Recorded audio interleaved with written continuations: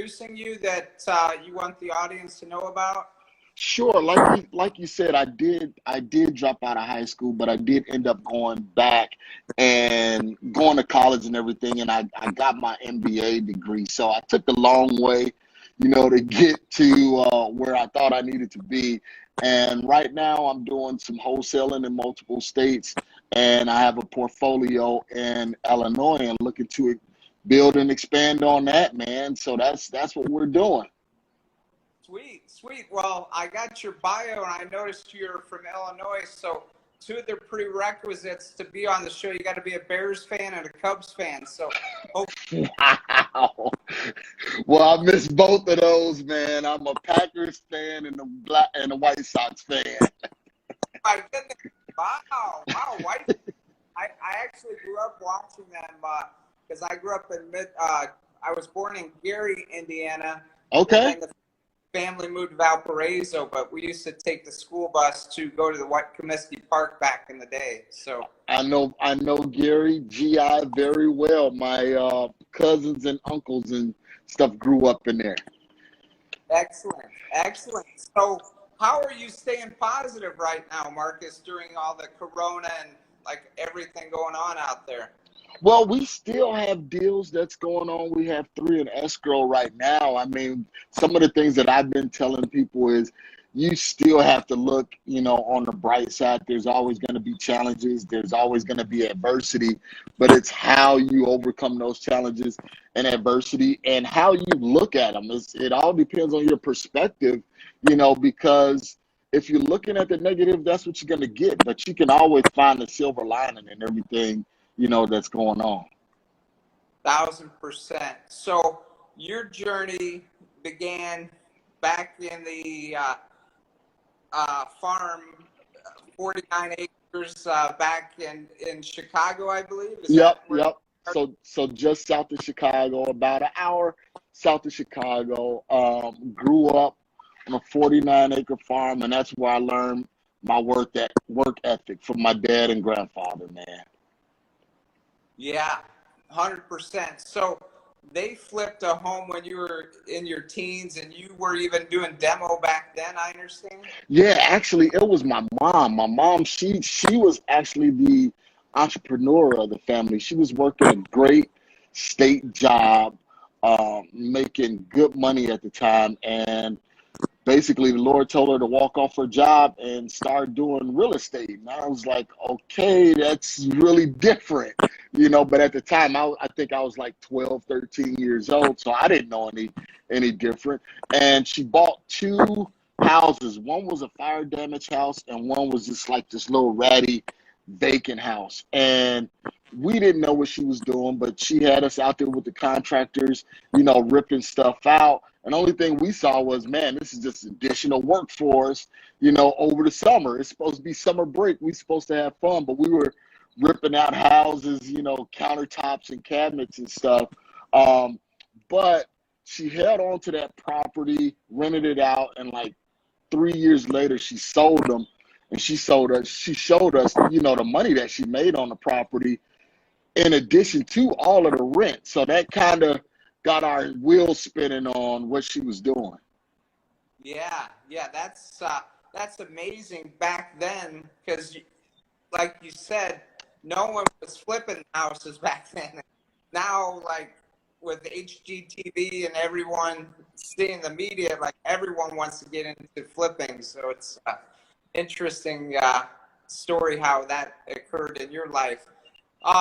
So what was it a choice to drop out of high school, or did you have to work right away, or No, I was just real immature.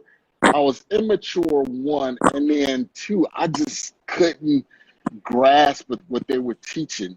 I didn't understand why I needed to know, Christopher Columbus.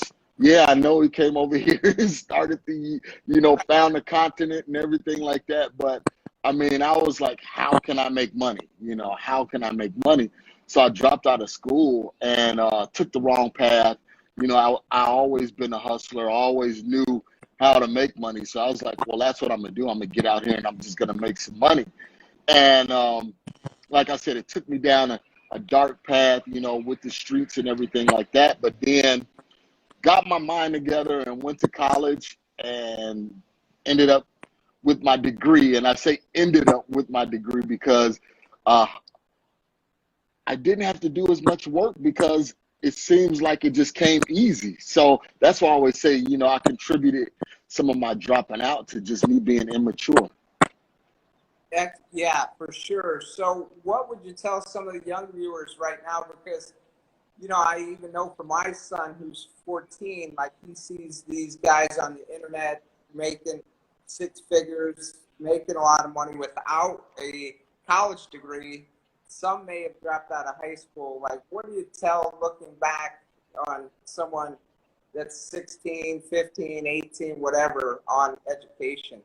One thing I would say is, and I know it's hard for somebody at 15, 16 years old to know what they want to do, but it's just kind of knowing and seeing, knowing that inner spirit that you have. What do you want to do? Because even though I didn't know what I wanted to do, I knew I loved real estate, you know, so I didn't know that you didn't have to have a college degree or anything like that. So I would tell somebody 15, 16 years old right now is really take some time to try and get some kind of hint of what you want to do. So naturally, if you want to be a doctor, a physician, or something like that, you need the education, you know. But if you want to be a business owner or a developer or something like that, you don't necessarily need the education. So don't go in a hole, you know, $200,000 with a degree, and you're not going to use it. 1,000%. So there's different types of education, right? Yep. Street book smart, or you could be both. One thing I heard you say is your work ethic has never changed. So whether it's the Midwest work ethic, as I'd like to call it, or just like inner drive, I mean, have you always been a hustler or like a driver? Always, always. I hate to settle and sit still. That's one of the things my wife tells me. She says, "Hey, when you're sitting down, just turn your brain off for a second." And I'm like, I can't. You know, I'm always have ideas, something that I want to do, some endeavor. And once I can see it up here, then it's like, okay, let me physically go and do it. So I just always had that work ethic, always. Yeah, and I, like yourself, teach students, but what I tell students is I could teach the game, but I can't teach you work ethic, drive, motivation. I'm not going to call you at 5 a.m., get you out of bed. It's Yep, like, yep. got to have that drive to succeed. So you went, let's see, you went out of school, you dropped out, you hustled on the streets or whatever you Yep. did. Realize that this shit's not for me. I really need to provide. I need to grow up. I need to get out of the scene that's not helping me. Yeah, so basically, between 18 and like 23, so those 5 years, yeah, I was on the streets, I was hustling. I was selling everything that I can get my hands on. You know, if it was from drugs to car parts to, you know, furniture, whatever it was, you know. And I kind of focused on drugs, but I wasn't a good drug dealer at all, you know. And that was just because of the way that I was brought up, you know, and I knew that, you know, it wasn't the right thing to do. It wasn't ethical. So I always had a sweet spot. So in the streets, you really couldn't have that. So I just then tailored that work ethic, and I knew, hey, I got to do something different. So my brother, he went off to college. So I kind of followed him, and then that's when everything just started clicking. And you know, got my bachelor's degree. Well, got my GED before my high school graduation class even graduated. So it was like, okay, I dropped out of school, and then I said, well, let me just go and take this GED test and see if I pass it. Passed it with no problems, you know. So I knew it wasn't. I didn't have the intellectual capacity. It's just that I didn't want to do it. And after that, you know, I went to college. My mom had the business. We started working with her, and then I just wanted to take it to another level. That's all. Sweet. So Was your mom your biggest role model, Marcus, in getting into real estate? Or who really taught you the game of, entrepreneur real estate? Well, my mom, she taught me, she gave me the entry level basic 101 because she didn't know what she was doing. She was just doing things through trial and error. She just knew, that this was something that she wanted to do. And when I moved from Illinois to Arizona, I came out here. I was promised a job. Um, that job fell through, so I had to find something to do in order to make ends meet. So I had to go back to the hustle mentality. So I was on my drive over here, I was listening to Bigger Pockets, and they were talking about wholesaling. So I said, okay, well, I got some experience with real estate. Let me try this. Got out here to Phoenix, didn't know the West Valley from the East Valley from anything, but I just started a small direct mail letter campaign and made a huge mistake on the first one. But one of my cash buyers ended up pulling me in, and he was like, hey, look, what this deal that you put out is not a deal. Got it under contract for basically, the ARV, the after repair value. And he said, well, come in, let me show you how to do it. I see the hustler mentality in you. So I sat under him. Big shout outs to Gabe Ostrowski and Venture REI. So I worked with him. Right. Yeah, man. So Gabe really taught me, how to do everything out here. And actually, me and him, we partner on doing virtual deals in Chicago. So I can really say that, he was a big influence in my real estate career out here in Arizona. That's awesome, Marcus. So, like yourself, I had a mentor I was probably doing all the wrong things in the beginning, but I met a guy who really helped me understand, and we became joint venture partners on a lot of deals together. So that's a great lesson for students listening, people listening, like go out, provide value, whether it's a Gabe, whether it's a Marcus, whether it's a Flip, and then learn from them and possibly JV. Never know what it's going to turn into. Yeah. And you know what? I do a lot of, 15-minute free consultations. And a lot of newbies that's getting started, they always ask, well, how can I get started? How can I get started? And I say, you have to take action on some things, and then things will start to line up. Just like me, I didn't know what I was doing. I was in a completely different state, different city, didn't know anything, but I took action.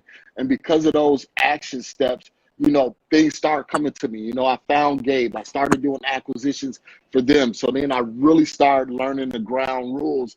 And, I tell people you don't have to go out and spend $30,000, $40,000 for a mentor, but you got to have somebody that's going to be able to show you the right way. And that's what I'm all about, is doing it the right way. So if that's one thing newbies need to know, is you got to have somebody that's going to show you. Awesome. So you do free 15-minute consultations to talk to someone that's new or wants to get into it? Yep, absolutely. So if somebody is looking to learn how to wholesale or looking to learn how to do real estate investing, they can go to marcusemaloney.com and they'll get on the phone with me, not a representative or anything like that. And a lot of the stuff that I give away, man, is just, by the grace of God, I learned quite a bit, and I love to share it. That's awesome, Marcus. So again, hard work ethic, action has made anyone successful that I talk to, just like yourself. I mean, those two things, if you got those, guys, the third thing is get someone in your corner. So the sky's the limit in this game of real estate. And there's very low entry level. If you have that desire and work ethic, figures and whatever. That's amazing that people can learn the real estate so quickly. But I saw a guy that think it's quick, easy money. Can you expound on that a little bit, Marcus? Okay, so one thing is a lot of people teach, do this with absolutely no money. It's very easy.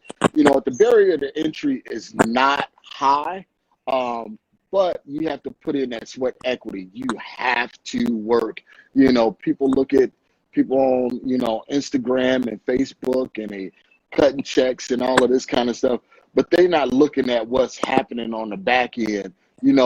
The days, the hours, the weeks of getting up at 5 o'clock in the morning, comping hundreds of properties, putting in hundreds of offers, things like that, getting cussed out, by sellers that's not interested in selling, So you got to have thick skin, and it's not going to come easy. Anything that comes easy in life, evidently at some point you end up losing that. So it's those who put that work in, that's driving to these properties, that's comping properties. Those are the ones that become successful. So guys, don't get caught up with the get rich quick.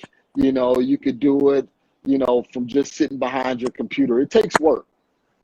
1,000%. And I love what you said, Marcus, about your relationship with Gabe. So you were pretty much put in sweat equity because you knew Gabe was a player.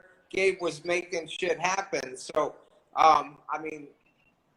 that is one of the quickest steps to cut the curve. Get with someone like Gabe, get with Marcus, get with Flip, because, again, I could go try to do it all alone without any mentor, but guess what? I'll probably end up quitting, or it's going to take me 10 years to get to that end goal there. Yeah. And one thing I always want to say is that, a lot of people getting started, they always think, well, I don't need a mentor, I don't need a coach. But I'm looking at every high achiever, every high level, professional has a coach, has a mentor.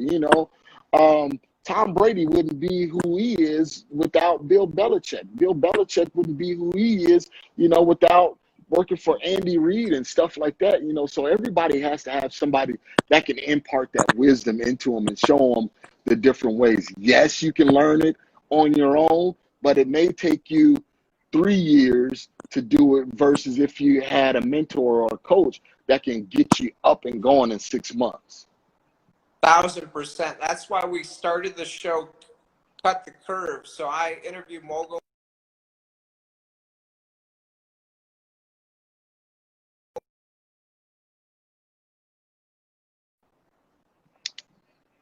So on Cut the Curve, what I want to do is help others, like through our interviews, through talking to moguls, through talking to mentors, through talking to serial entrepreneurs. And it's been a consistent theme, Marcus. They all have mentors or coaches, whether today, most of them still have coaches at different levels, or when they first started, because you wouldn't go into the gym without you could work out by yourself. I used to bodybuild and stuff, but until I met my workout partner, that's when I made those biggest gains.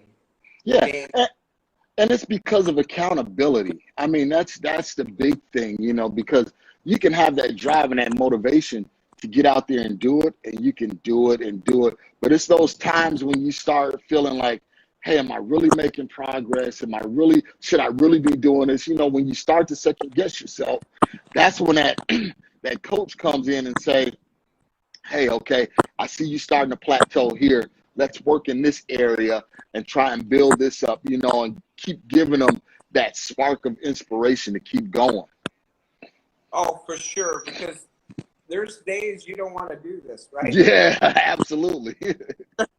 Even now, there's like, oh man, I got to wake up and I got to make 20 calls, because every day you still got to get better and better. So I have a team. I have guys that hold me accountable, which I couldn't do it without them, for sure. Yep.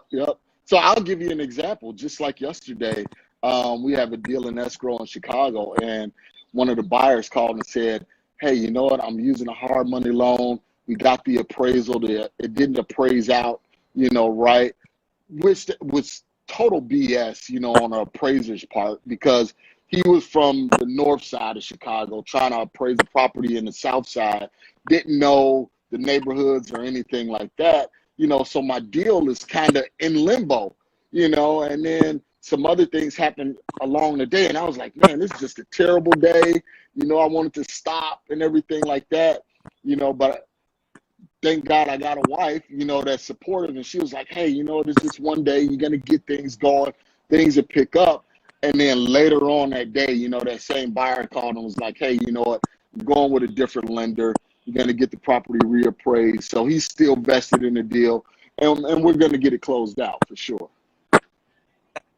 Again, problems, but you find a solution to that problem, and you do whatever it takes to close it, but sometimes you can't find the solution, and you just got to keep moving. Like, Yep. you get down, keep moving forward. So that's great advice out there, Marcus. How did you get into the virtual wholesale? Because that's something that a lot of viewers don't know about. That's something I personally have never done, and I'm learning more about it. How did Gabe and you start doing that, or how did that all come about? No, it was actually on accident. Tell you the truth, I was doing deals here in Arizona and Phoenix, and just like you, I'm on Instagram, I'm on Facebook, Twitter, YouTube, and I'm just posting information. And then my wife's best friend, called and was like, hey, my mom passed away some years ago. I have been renting out the house, but now I need to go ahead and sell it. She told me what she wanted for the property. I ran comps, and I'm like, there's a lot of meat on this bone, but at the time I was still a little leery because I'm like, if this goes south, my wife and her best friend are going to kill me, so I was a little hesitant about doing it, but, I was transparent. I told her, what we're going to do. I'm going to say, hey, I'm going to try and find you a buyer on this property. And then lo and behold, we ended up doing it. And, I made like 25 grand on that deal. And I said, you know what, if I could do it that one time, let me try it again. So I started doing some mail out there, and my phone just started ringing off the hook. And then I had, one of my best buddies, he would walk the properties, and I was coaching him and teaching him. He was walking the properties, and we just started getting these things under contract. And I do a fun fact Friday every Friday. And one of the things that I was telling people was, everyone is looking for leads, looking for buyers and stuff like that. I say, contact your local title companies. If you're working with a title company, they have a marketing department that has all of that information. So I use Fidelity Title here in Arizona. They're national. They have Fidelity Title in Chicago. So I contacted my agent here in Phoenix, and I said, hey, hook me up with somebody in Chicago at Fidelity. Did that hookup, and then they started sending me all of the cash sales that sold in a certain area within the last year. So I skip traced all of those, contacted all of those people. They gave me, they started sending me seller leads free. Now all of this is free, where people go out and spend thousands of dollars for leads. I was getting these leads free, and I just started getting these deals and then sending them out to those buyers, and it just started working like clockwork. To the point where I was spending most of my time on deals in Chicago versus here in Arizona, because in Arizona, the market took a run up. You had OfferPad and everyone else here. Well, in Chicago, the market is still just turning around. So you can buy a house for $40,000 under contract, but the house 2 doors down was flipped and sold for $175,000. So I was like, I'm gonna focus my time and energy here, and that's what I've been doing, and we've been making a killing out there. That's beautiful, Marcus. So I lived for like 3 months down at 555 West Madison in Presidential Towers. I want to get a condo down in the city. So if you find some condos down there, let me know. Actually, you know what? We probably need to talk, because I'm working on one that's in the Magnificent Mile It's some money, but I think we're gonna get it for about 50 cents on the dollar. Sweet. Yeah, I love that area. Chicago, I mean, there's nothing like the food, the culture. It's there. I Oh always yeah, go back there. it's amazing. Stuff. It's amazing. I love it. A couple more questions, Marcus. So right now with the pandemic, the corona, has your business shifted or pivoted at all in pre-corona